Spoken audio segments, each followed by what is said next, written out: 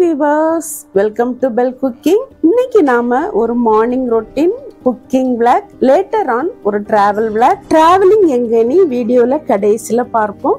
Video பார்த்துட்டு இருக்கும்போதே like பண்ணுங்க. மார்னிங் பிரேக்ஃபாஸ்ட்டுக்கு சப்பாத்தியும் மீன் குழம்பு தாங்க. நல்ல கிழங்கா மீன்ல மீன் குழம்பு வச்சிருந்தேன், தேங்காய் அரைக்காம. நார்மல் சப்பாத்தி விடைக்கும் இந்த ட்ரையாங்கிள் லேயர் சப்பாத்தினா எங்க வீட்டுல எல்லாத்துக்கும் ரொம்ப பிடிக்குங்க. இதுல சைட் டிஷ்ஷுக்கு இந்த மீன் குழம்பு வேற லெவலுங்க. ஆனா ஒண்ணு, இந்த மீன் குழம்பு முந்தா நாள் ரைஸுக்கு வச்சேன், யாருக்கும் பிடிக்கல. சப்பாத்திக்கு வச்சு கொடுத்துதான் உண்டு. சட்டில மீன் குழம்பு காலிங்க. இதுல வேற என் மகன், ஏம்மா நேத்து ரைஸுக்கு இந்த குழம்பு நல்லா இல்ல, ஆனா சப்பாத்திக்கு இந்த மீன் குழம்பு என்ன டேஸ்டுமா, சூப்பரா இருக்குன்ட்டான்.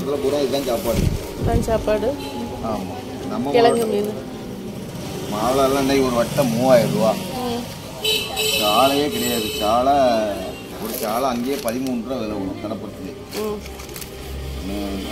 15 நாள் போட்டு போயிட்டுனா கொஞ்சம் இருங்க. விலை மீன் எவ்வளவு? விலை மீன் 2 மீன் 200 ரூபா. 2 மீன் 200 ரூபாவா? ஒன்று தர முடியுமா? வந்துடலாமா? ஒன்று தாங்க.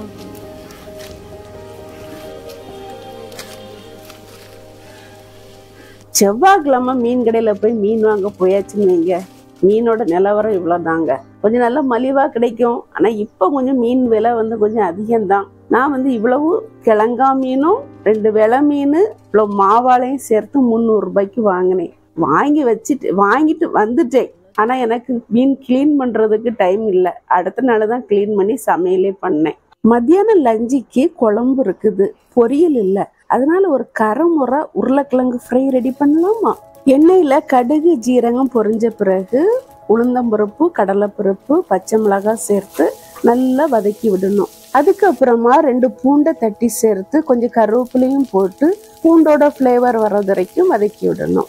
இப்போ ஸ்லைஸா கட் பண்ணி வச்சிருக்கிற உருளைக்கிழங்க கொட்டி 3/4 வேக்காடு அளவுக்கு வெந்த பிறகு உப்பு, மிளகாத்தூள், மல்லித்தூள், மஞ்சள் தூள் எல்லாம் சேர்த்து நல்லா மிக்ஸ் பண்ணிட்டு மசாலாவோடைய பச்சை வாசனை போறது வரைக்கும் நல்லா கிளறிட்டு கடைசியில 3/4 ஸ்பூன் அளவுக்கு பெப்பர் பொடி தூவி கிளறிட்டு இறக்குனா கரைமுறை உருளைக்கிழங்கு ஃப்ரை ரெடி.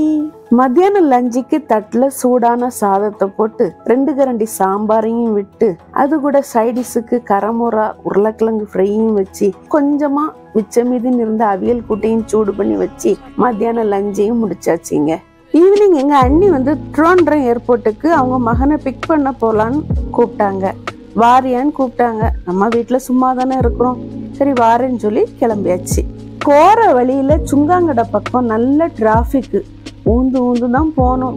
8 மணிக்கு தான் அவன் ஏர்போர்ட்ல நிப்பான். நாங்க ஊந்து போய் சேர்ந்துடுவோமோன்னு ஒரு டவுட்டோடே போனோம். ஏன் டிராபிக்னு பார்த்தா அங்க பாலம் வேலை நடக்குது. அப்பம் பார்த்தா கப்பல் கவுந்தது போல ஜேசிபி கவுந்து கிடக்குது.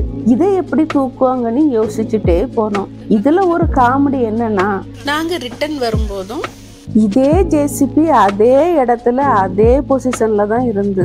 சரி என்னவோ ஜேசிபிக்கு வந்த சோதனை. அப்படியே கேரளாவுக்கு உள்ள போக போக வெஜிடேஷனே மாறுது. மரஞ்செடி எல்லாம் நிறைய இருந்துச்சு. அங்குள்ள மலைகளும் இயற்கை கொஞ்சம் அழகும் ரம்மியமா இருந்தது.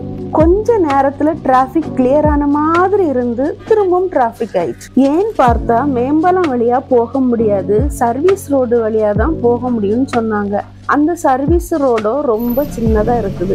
இருக்கிற எல்லா வண்டியையும் அந்த வழியாகவே அலோவ் பண்றாங்க. இந்த வாட்டி வண்டி நகர்றது போல தெரியல. நடந்தே ஏர்போர்ட்டுக்கு போயிடலாம்னு நினைச்சோம். அந்த நேரத்துல என் மூஞ்ச நீ பார்க்க, உன் மூஞ்ச நான் பார்க்க, பக்கத்து கார் ஜன்னலை எட்டி பார்க்க, அந்த கார் ஜன்னல்ல இருந்து அவங்க எங்களை எட்டி பார்க்க, நீங்க என் வீடியோவை பார்த்து லைக் போட ஒரே கலகலப்பா போச்சு. 4-வே ரோட்ல நடுவுல செடி வச்சிருக்கிறத நம்ம பார்த்திருப்போம். இப்ப நம்ம பாக்குற ரோட்ல நடுவுல மரங்களா வச்சிருந்தாங்க. பாக்குறதுக்கு குட்டி காடுகள் போல இருந்து. பின்னதான் தெரிஞ்சு இந்த ரோட விரிக்கும் போது சைடுல இருந்த மரங்களை வெட்டாம அதை புடுங்கி நடுவுல இருக்கிற இந்த டிவைட்ல ரீபிளான்ட் பண்ணிருக்காங்கன்னு தெரிஞ்சுக்கிட்டேன். எவ்வளவு ஒரு நல்ல ஐடியா பாத்தீங்களா? மரம் வளர்ப்போம், நிழலே கொடுப்போம். கடைசியா ஒரு வழியா ஏர்போர்ட் வந்துட்டேங்க.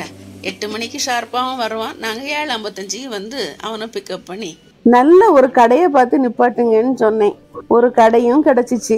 அங்க கேரளாவுல நூல் பரோட்டா ஃபேமஸ்ன்னு சொன்னாங்க. சரி அதனால நூல் பரோட்டா கொடுங்கன்னு கேட்டேன். புரோட்டாவை பார்த்தா அது நம்ம ஊர் புரோட்டா மாதிரி தான் இருந்து. சரி எதையா கொடுங்க, டைம் ஆகுதுல, சாப்பிட்டுட்டு இடத்த காலி பண்ணுவோம்னு சொல்லி சாப்பிட்டுட்டு நம்ம ஊரை பார்த்து கிளம்பி வந்துட்டோங்க. இவ்வளவுதாங்க விளாகு. இதுக்கப்புறம் புளிஞ்சாலும் வராது, ஏன்னா அதுக்கப்புறம் நாங்க வீடியோ எடுக்கல. வரட்டா.